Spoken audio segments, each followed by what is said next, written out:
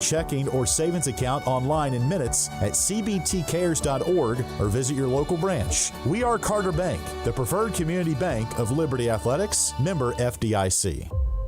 Home court is what you make it. Down the paint, bounce pass. Robinson dunks it. Flames Nation, you've made Liberty Arena a house of horrors for its guests. Oh my goodness, what a block at the rim. Rogers gets it in and it's stolen away by Vinzant. Now, with Liberty in Conference USA, it's time for the Flames to rise again. Rise with us. Tickets at lubasketball.com. Curious about the Central Virginia housing market? Carl Miller Realty are your caring, competent, trusted advisors for real estate sales in Central Virginia.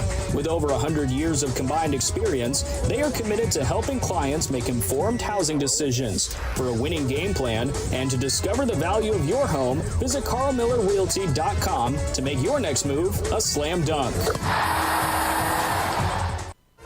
You're listening to the Liberty Flames Football Show, presented by Freedom First Credit Union on the Liberty Flames Sports Network from Van Wagner.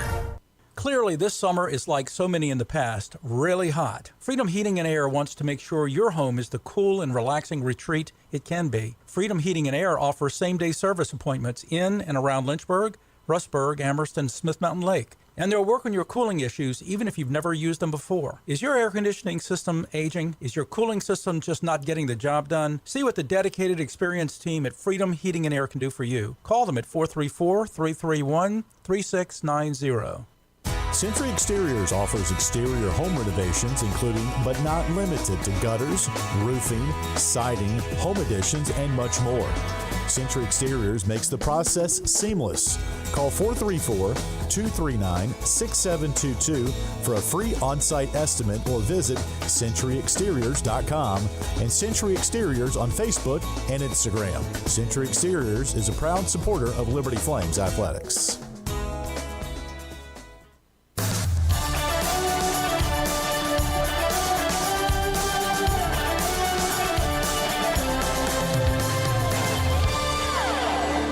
All right, welcome back into the Liberty Flames Football Show with head coach Jamie Chadwell. Great crowd on hand here tonight at Melon Mushroom in the Cornerstone District here in Lynchburg. Show presented by Freedom First Credit Union. I'm Nick Pierce, filling in for Alan York tonight. Alan away with Flames basketball in Utah. Liberty taking on Utah Valley coming up here in about a half hour. Joined now by the head coach. And, Coach, appreciate you stopping by. It's glad to have you along here for another one of these, our last one at Melon Mushroom this year.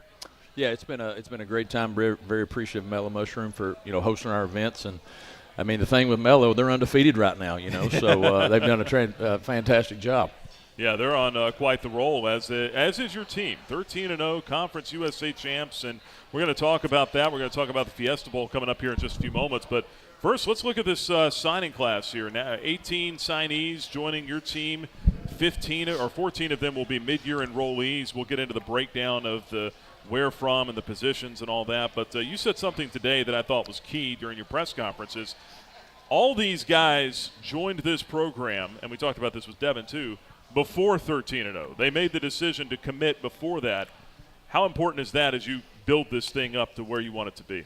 Well, I think it's extremely important because, you ask them, most of them, to buy into a belief, buy into a vision that they didn't see. And they had to believe that it was going to happen and believe in the coaches and believe in our program and what we're trying to get accomplished. And so for them to do that and then obviously see that we're, made the progress we did this year, that makes you feel great that, hey, they selected you for the right reasons.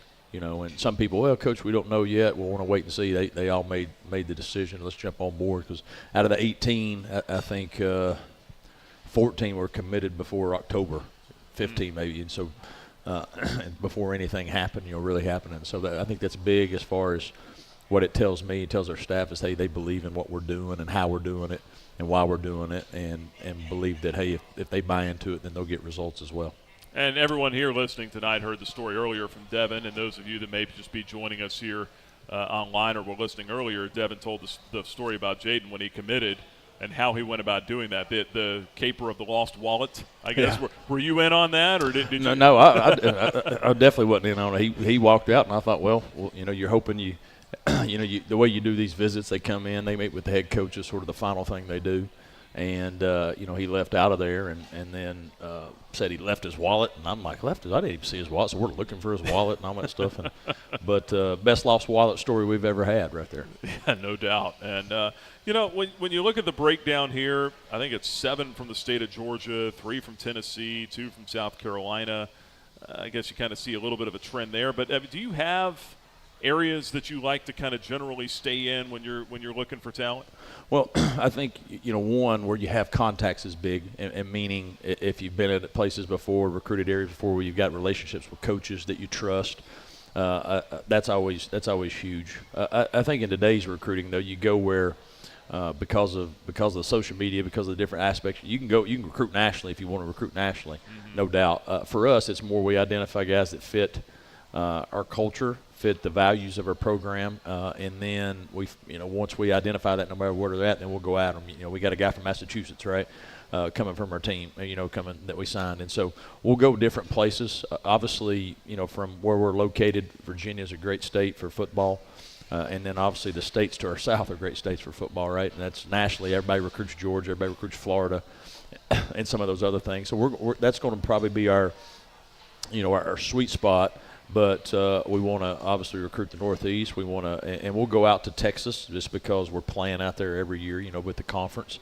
And so we're going to try to recruit areas that where we play and where the kids, young people that come in our program, they got a chance to go home, meaning that we're going to play in their home state.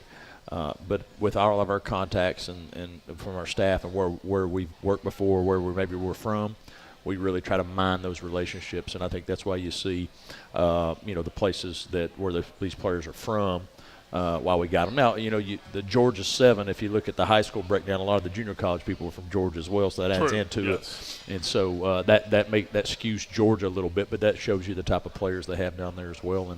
And wherever fits Liberty, one of the things that Devin, we do with Devin, any Christian high school in this country, we call and ask about. Because obviously that if they're there, that checks one box right away. Yeah, if they're there and their family and believe in that, then hey, that gives us an idea, gives us a chance. Hey, let's tell you about our program. So we check every Christian high school in the country that plays football. If they have a player that's capable of playing this level, we're going to try to recruit them. They might go somewhere else, but wherever that's at in this country, we're definitely going to check in with those programs, and then we'll hit our other areas. Mentioned Jaden Bradford a moment ago, and we'll kind of start there. It's the quarterback position. It's the one that everyone likes to talk about. You said earlier that he kind of has an understanding of what it takes to play the position, or what it's going to take, the work that he's going to have to put in. You see the talent, you see the ability on the field. That's kind of the God-given stuff. But a young man that has a maturity about him, is that something that draws you to someone at that position? 100%. A quarterback is such a challenging position to play in sports because you have to obviously have the athletic ability to make the throws and run and avoid big linemen that are coming at you and all those different things. But you got to have the fortitude to be able to stand in there when you keep getting hit and getting back up and doing it again and doing it again. And there's such a mental aspect of playing quarterback. Your ability can only take you so far, and to have somebody so young that is mature, believes in himself, and no matter what happens on the field, good or bad, they believe they're going to make the next play. That's hard to come by. And he's played at a high level already. Obviously, that's why he went to IMG Academy. He wanted to be challenged. He wanted to put himself in a great position. And so that's the piece that we're excited about. Obviously, we still get a chance to work with him. We see these things. We believe these things. And once he's here, he'll be coming here soon. Now he's right in, and he gets a chance to get tons of reps, and we can see where he's at, how far he's got to go. But from a mental makeup, we feel, based off of what we've already spent time with him, that he's going to be way ahead of a normal freshman coming in because of the mental makeup and where he's been at high school already. And a mid-year enrollee, so that helps as well. He'll get to go through spring ball. And I read some comments from him when he first committed back in July, and he referenced your relationship with him. That goes back to when he was a freshman in high school. But he said something interesting, too. If you look at his rushing numbers at IMG, they're not really that high necessarily. He's seems like more of a thrower. But he did say that he feels like in this offense, there's some opportunities for him to start to use his legs and become a little bit more of a dual threat, a true dual threat quarterback. Do you see that too? Yeah, I think he's got the ability to do that, and he didn't have to do that a lot where he was at, but when he did, it showed out for sure. And so, the beauty of him, and you can compare like with a Caden. Caden can really run. Caden really looks to throw until the very last second. He's not just trying to run right away. He wants to throw, which is a huge benefit. Some quarterbacks can really run. They look to run right away instead of going through progression. And what Jaden has shown on film is he can go through those progressions and then pull it down and go make a play. Let's talk about some of the other guys on here. It feels like there's some good balance here. You got 10 offensive players, 8 defensive players. D-line and linebacker seems like it was kind of a heavy spot for you. 5 of the 18 coming from those spots. We talked about that a little bit earlier today during your press conference as well, just trying to get a little bit more depth on that position and account for some of the folks that are departing there, right? Yeah, D-line linebacker, you can never have enough quality D-linemen. As the way offenses are, you got to be able to rotate D-linemen in, and they got to be fresh. And so we're trying to build depth there. We're also trying to replace guys that, whether it's graduation or whether they're leaving, or we think they're leaving from what we've been told. You're trying to project there and bring in enough. And then linebacker, probably over on all of our positions, that's the weakest as far as having any depth, having any young guys in there. And so that's a big deal for us to try to bring in some young guys that we can develop. But also we need to supplement that with some older guys. We're obviously working on that now. And when we first got here, I stated earlier today, that was the biggest position we lost in the portal. Everybody, the linebackers, they took off on us, and trying to get that position right was a key focus for us this offseason. And signing some young guys is good. We're hoping you'll see some more linebackers join the fold here for us over the next few days and join us in January so we can start building that depth and continue to try to build a program in the way we want it to be. Same thing, and I don't necessarily want to go name by name because we'll be here for until the top of the hour. But same kind of thing for the offensive line and for the tight end position as well. Just establishing some more depth there because those are really 2 positions that are very important to what you do on offense. Yeah, I mean both of those. And an offensive line is so challenging because it's so hard for those guys to play at an early because it's such a physical and a mental toughness standpoint. And some guys are ready physically, but not ready mentally. Some are ready mentally, not ready physically. But you always want to try to bring in 2 to 3 high school linemen so you can build that depth, let those guys develop, and then hopefully over time they've gotten where they're ready to play and produce. While you've got we got a great O-line right now, we're losing 2 of those guys. You need some guys that have been here in the program and they can develop and you just get a little rotation going with them.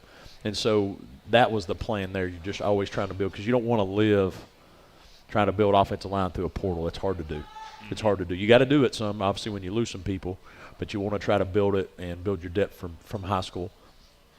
With tight ends, as you build your class, it's not only for that year, but you're planning out for 2-3 years. What does your class look like after next year? And we got the opportunity after next year to lose two tight ends that will be seniors that have the opportunity to move on. And so you're trying to plan for that even a year ahead. If you feel like, man, these are 2 good players I don't want to pass up. These young people, Eli and Deuce, we think great those name, guys, by the way. Yeah, we think those guys have great potential to be all conference players. And we obviously use the tight end quite a bit, maybe more than anybody, at least in our conference, and anybody around college football. And tight ends recognize that. We've had a lot of success with the tight ends, whether this year, whether previously, and those 2 will have a huge chance to come in this spring, get tons of reps because of what we have coming back. The guys that might be injured, might not be doing spring ball, they're going to get a lot of opportunities to be ready. And so when the number's called, maybe it's right now, but maybe it's a little bit later, but they're going to have a lot of chance to play a lot of football. Last couple of thoughts here, Coach. A couple of wide receivers, a running back. When you start getting there, are you just kind of taking best guys available at that point, or how are you kind of assessing needs in those rooms? You look at from a running back standpoint. We had 1 spot. All right, out of that 1 spot, what's the one area that we're going to need maybe next year or the year after? As you look at Caden. Caden's a great combo back. He's an inside outside guy, good size, bigger, bulkier back. we need something like that when you lose a Cooley, when you lose a Lucas here after another year. So you're trying to plan ahead so you're not scrambling when they do leave. Right. And then from a receiver standpoint, you're looking, hey, where's your biggest needs 2 years down the road, right? It's hard for a freshman to come in and play. It's hard. Some guys can do it, but it's hard. And so, hey, where are your biggest needs? You know, we lack maybe just a guy out there that can really, really go from a speed standpoint. So Eric Smith, man, ball's in his hands. He can do some crazy, dangerous things. And then John Montero is a bigger receiver who we get a lot of one-on-ones, and we need somebody that can win those one-on-one matchups. And so he's somebody we identified, hey, we think with technique, he develops, gets stronger. He's got a chance to be really good with what we do. And so you're trying to plan of who you're losing within a year, and you have somebody there that you already had a chance to coach for a year, and they're ready to take that next step. And with the transfer portal, it feels like today is just kind of phase one in the process, right? I mean, you're still recruiting, you're still looking. You got another signing day coming up and going towards the spring. That said, what other needs at this point do you feel like that you need to attack going into next year? Well, we definitely need some more linebackers if we're going to have some guys that can come in and replace the depth that we're losing right away. That's an area that we're looking for. We're still looking for a wide receiver that can come in and be able to play right now, maybe a second one depending on what that looks like. We'd like to have one more older offensive lineman if possible, so we're actively pursuing that. Again, you know, how that works out, you don't know. And then we're looking at some older corners, you know, so because you can never have enough guys to cover, and so we're looking for some transfer guys there that can come in and add to what we already have back there, because you lose your graduation, and then you lose maybe some guys that you didn't think you might lose through the portal. So you got to try to replace those guys with guys that have already played. It's hard to let's sign another high school kid. If he ain't ready to play, it doesn't help you right now, and so that's what the portal does to you. So you always have to be looking for guys that can come in and help you right away, because you're losing somebody that's helping you right away. Last thought here, and we could probably go a while on this one, but I'll just kind of let you speak freely. What, if anything, would you change about the recruiting cycle right now, just in light of portal, 2 signing days? What would you change about it? I think 2 things. One, if you keep it the way it is, then the first signing date needs to move up. It needs to be in October. And then there needs to be another signing date for portal people. Because the problem right now is these guys that go on a portal, they can wait till school starts in January. Hey, I'm coming to you. And then a week later, they tell somebody else they're coming to them, and nobody knows until they show up on your campus. So they need to sign something so they have some commitment in it as well. Yeah. Because right now we can commit to somebody, and they can say they're committed, but if somebody better comes along, like I can have my prom date, but somebody better looking comes along, they're going to take that, right? And so I'd like to. That happened to me a lot, by the way.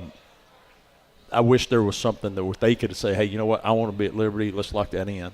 And they sign something, they're locked in. I believe if you keep the current system the way it is, they have to have their own signing date, however that does. Because then now you know, hey, they tell me you're coming, all right, let's go lock it in.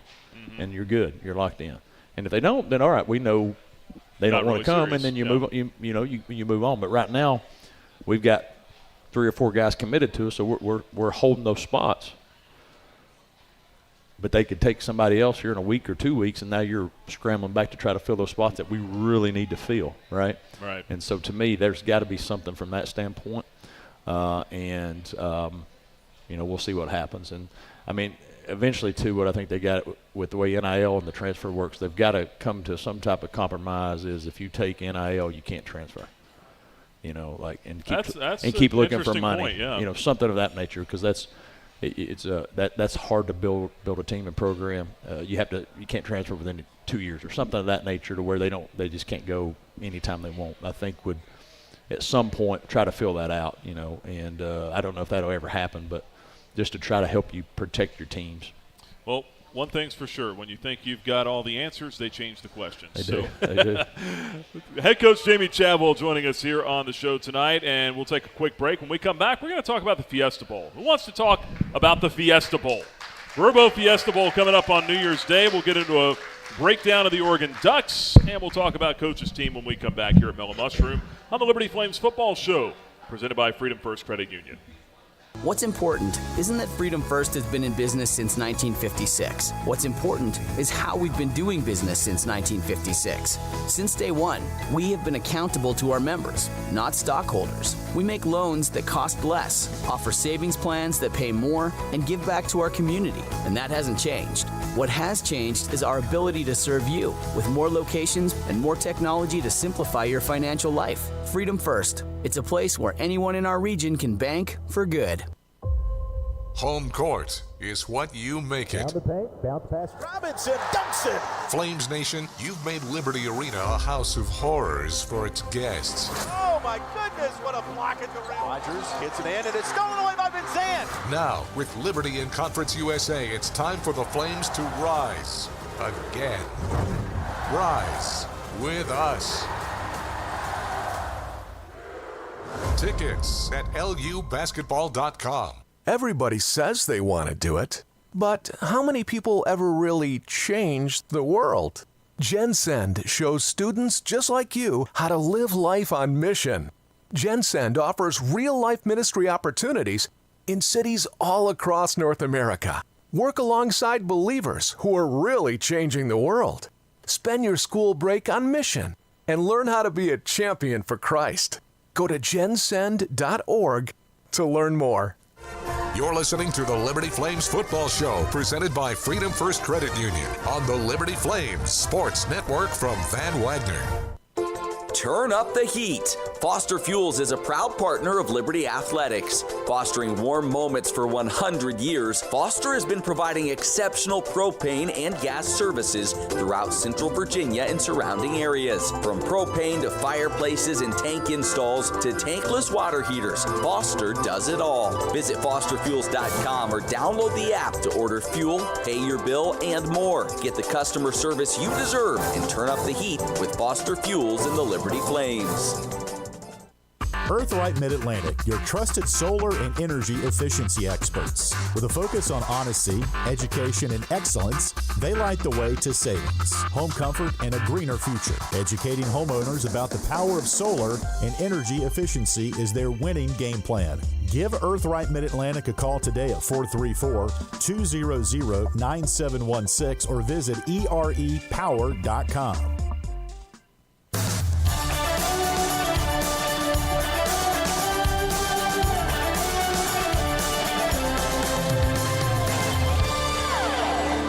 And welcome back in here to the Liberty Flames Football Show with head coach Jamie Chadwell. Final segment of the show coming up here. Reminder, coming up at 8 o'clock tonight, Alan York is with the Flames men's basketball team. They're at Utah Valley tonight, 8 o'clock tip-off. So on your way home, flip the radio on, 107.5. Yeah, speaking of basketball, Coach Green had a big win today. He sure did. Coach Green is in the house here tonight. Big win over Grand Canyon already today, and the men will try to follow that up with a victory on the road here tonight. Well, Coach, as we talk about the Verbo Fiesta Bowl, I thought you had some pretty cool comments today just talking about during your press conference the appreciation of this moment and being here. And, you know, you come up and you're watching these games on TV and you wonder what it would be like to play in them or coach in them. I talked to some of the guys last week, C.J. Daniels. He said his brother called him. He's like, man, we used to watch these games on New Year's, you know, and now he's playing in one. It's something that you really can't take for granted. No, you can't. And you know, somebody told me the other day it's like the equivalent. It's the equivalency of your basketball team going to the Final Four, which, you know, I never thought about. That's probably true. Like that's, I mean, if you're on a New Year's Day game, I mean that's, you know, for a long time until the you know, the 4-team playoff came in. That's what you shot for, was that New Year's Day and all the different things. And so we've made sure from a staff standpoint that we're obviously going out to win. We're going out to play our best game, but also that our guys appreciate what they had to do, what they had to overcome to get to the point. And it's very hard to make a New Year's Six, especially being a G5. It's very hard. And to be able to do that, just a special time. And going forward, as you know now, if you're the best G5, you're in a college football playoff, which is awesome. but you're on a first-round site, right? You going like this year, we'd have went to Florida State, right? Yeah. And then you beat a Florida State, then you get to go to one of those bowl games, and so it's going to be almost impossible going forward unless you just unbelievable have a special year and beat some really good teams to have a chance to be in one of these, and so we're not going to take it for granted. And, I thought it was also cool, too. You mentioned earlier today, just talking about, transfer portal earlier, all the, any guys that have gone into the portal from here, you offered them the chance to play in this game. And that's a question I keep getting is, well, is this person going to play and that person? You gave them all the option to play because they've been here and they've been part of it. Yeah, they finished. If anybody, started with us and finished through the season, whether they played a lot, whether they played a little, they did what we asked them to do. They've earned that right. They've been a big part of our team to help, be a championship team, and they've earned that right to play. And so we have some that are going to do that. We've had some that are not going to do that. And so, and again, that's their choice, and I understand why they're not. But we wanted to make sure they at least had the experience if they wanted to do that to enjoy that piece. Have you been able to get healthy here over the last couple of weeks? Do you anticipate being able to get healthy after the grind of 13 games? And do you feel like that your team maybe in some ways will be at its strongest point going into this game? Well, we took a few days off after the championship game, and so it was good for the guys that have played a lot of games to rest that body. Now, we've had some good practices here. They're going to have a few days off as well. So I think the guys that remained relatively healthy, they're going to be healthy. We've got some guys that were banged up. Brylan Green, let's use for example, who had a hamstring injury. We hope by January 1 he should be as healthy as he's been all season long. Jerome Jolly, who got hurt at UTEP, hamstring. We're hoping that's 3 weeks, right, or almost 4 weeks, so he should be back to healthy where he can play. So you hope from that standpoint you're as close to healthy as you've been all year long. There's some guys that are working their tail off to try to get back. Whether they can or not, we'll see. It's going to come down to that decision there, obviously, to see if they can. I say decision, whether they can. That extra time, does it heal properly? But as healthy as we've been, I hope so, yeah. How soon were you into the Oregon film after hearing that was going to be the matchup? How quickly were you able to dive in, and then also still going through signing day and trying to recruit players? Really the first, your analysts, your grad assistants, the people that do all your breakdowns of your video and help you get ready for your future opponents, they started that right away. Coaches-wise, you're either on the road, you're trying to do all these different things. Probably didn't do that until a week later as far as, all right, now the coaches are in, start watching your cut-ups of different formations and all the different jargon. I won't bore anybody with all those details. But probably a weekend, all right, let's start putting our game plan together. We start putting a game plan together on a Monday, and then on Friday we started practicing. So we gave our coaches some time we practiced in between them, but it was just a base against us, nothing for them. And so it gave us some time to get ready. And then since Friday of last week, everything has been geared toward Oregon. All the meetings we've had has been, hey, showing video for them and what we're doing. And we've had 3 good practices this week. We practiced a Saturday, off Sunday, Monday, Tuesday, Wednesday. We'll have something tomorrow morning. And then, not a long one, a brief one there, and then give them some time away and then come back and try to get their mind back on football and get out there. Last couple of thoughts here, Coach. Just the kind of the key matchups, your impressions of Oregon. I know we talked earlier today, speed and length, 2 of the things that really stand out on tape with this Oregon Ducks team. And obviously they got a Heisman finalist at quarterback as well. That helps the cause for them. What are your impressions of them, and just where are going to be some of the key matchups, do you think, in this game?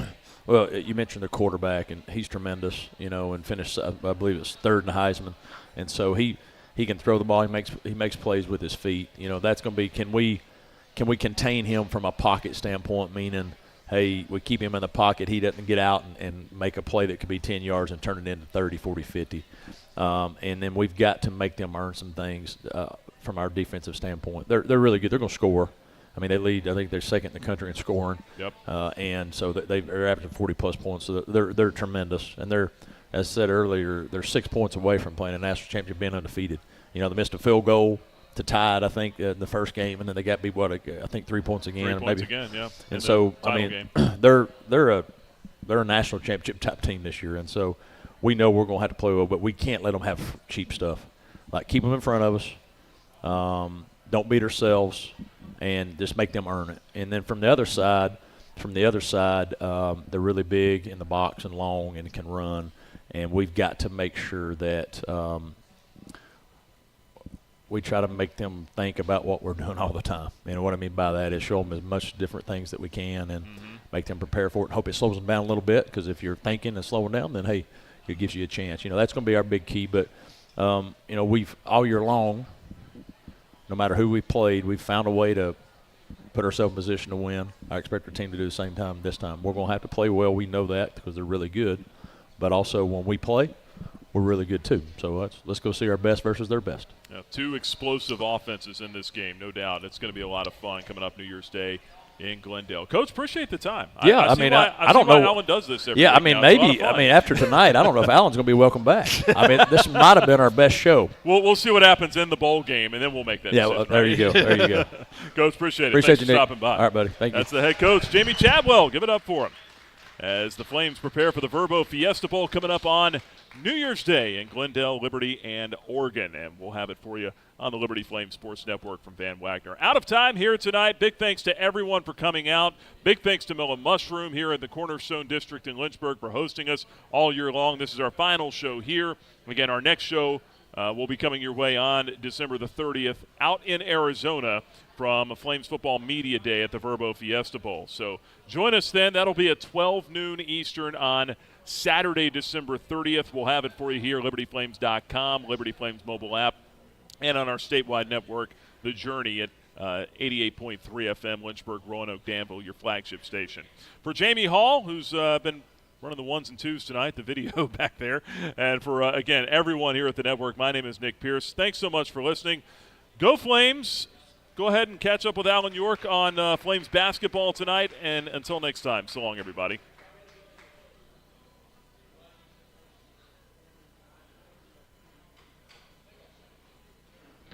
You've been listening to the Liberty Flames Football Show on the Liberty Flames Sports Network from Van Wagner. The Liberty Football Show is presented by Freedom First Credit Union.